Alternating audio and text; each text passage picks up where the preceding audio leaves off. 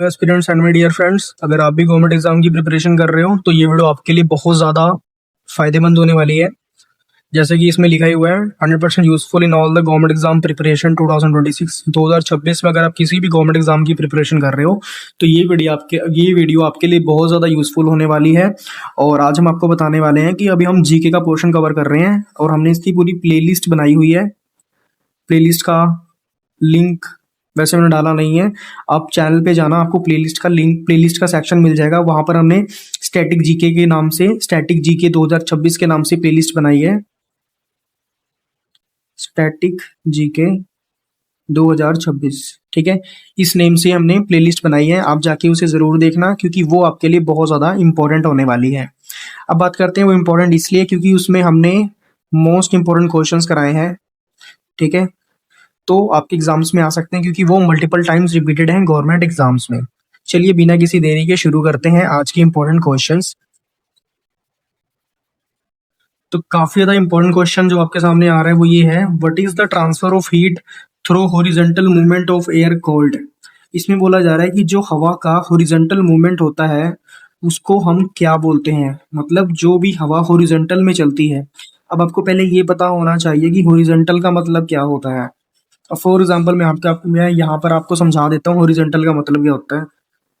अब देखो सीधी सी बात है, इस तरीके का आप लोगों ने चार्ट तो देखा ही होगा।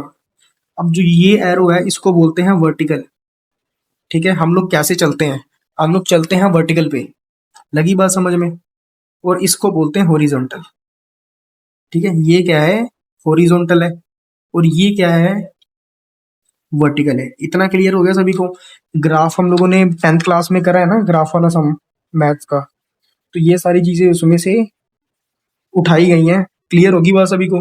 जिनको नहीं पता होगा बताना चाहता हूँ, ये फिजिक्स का क्वेश्चन पूछा गया आपसे।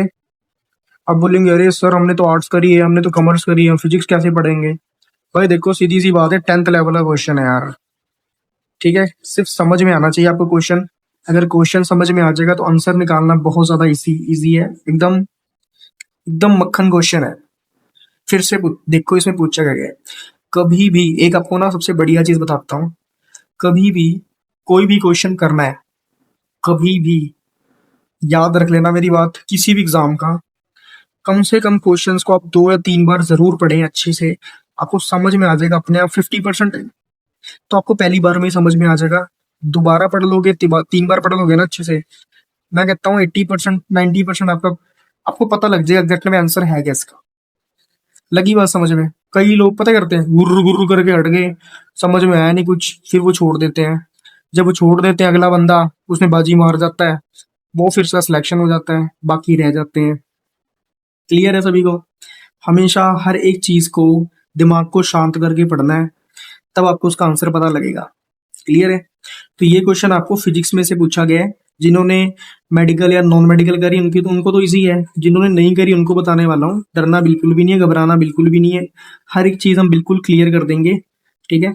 अब देखो सीधी सी बात है, हमने क्लास 10th में ग्राफ वाला एक वो था चैप्टर, ठीक है। इसको हम समझ लेते हैं एक्स एक्सिस, इसको मान लेते हैं वाई एक्सिस। ऐसे था कुछ करके, है ना, जिसमें यहाँ पर 1 2 3 4 5 करके था, यहाँ पर 0 था, फिर ये भी ऐसे था, फिर ये भी था, यहाँ पर -x मान लेते हैं, यहाँ पर -y मान लेते हैं, ऐसे करके था ना। बट इसको हटा दो, इसको हटा दो यहाँ से, सिर्फ इतने पर फोकस करो, इतने से इतने पर। लगी बात समझ में। इस समय हमसे पूछा गया हॉरिजॉन्टल क्या होता है, जौन सी हवाएं ऐसे चलती हैं। अब फॉर एग्जाम्पल बताता हूँ, ये एक बंदा खड़ा है, ठीक है। अब बंदा कैसे खड़ा है, बंदा बंदा वर्टिकल पे खड़ा है और हॉरिजॉन्टल पे आगे चल रहा है। अब फॉर एग्जाम्पल उसके पास हवा आई, ऐसे ऐसे उसको हवा लग रही है, तो हवा किस में लग रही है, हॉरिजॉन्टल पे लग रही है। अब इसमें बोल रहा है what is the transfer of heat through horizontal movement of air called. जोन सी गर्म हवाएं हॉरिजॉन्टल में चलती हैं और सीधा शरीर को ट्रांसफर होती है हीट, उसको क्या बोलते हैं, उसको बोलते हैं लू। जो गर्मियों में गर्म हवाएं चलती हैं, मई जून के महीने में ज्यादा चलती है, मई जून और जुलाई के महीने में लू बहुत चलती है, उसको क्या बोलते हैं? उसको बोलते हैं लू। ठीक है, इसको इंग्लिश में क्या बोलेंगे? इसको इंग्लिश में बोलेंगे एडवेक्शन। क्लियर है सभी को? इंग्लिश में इसको बोलेंगे एडवेक्शन। एडवेक्शन का मतलब क्या होता है? क्लियर है सभी को? जल्दी बताओ, सभी को समझ में आ गया?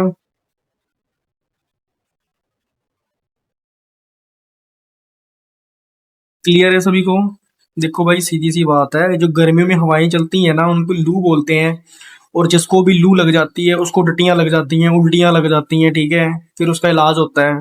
कई लोग बोलते हैं ना कॉलरा हो गया, जो कॉलरा डायरिया होता है वो सब लू की वजह से होता है। ठीक है, आगे बढ़ते हैं। अब देखो,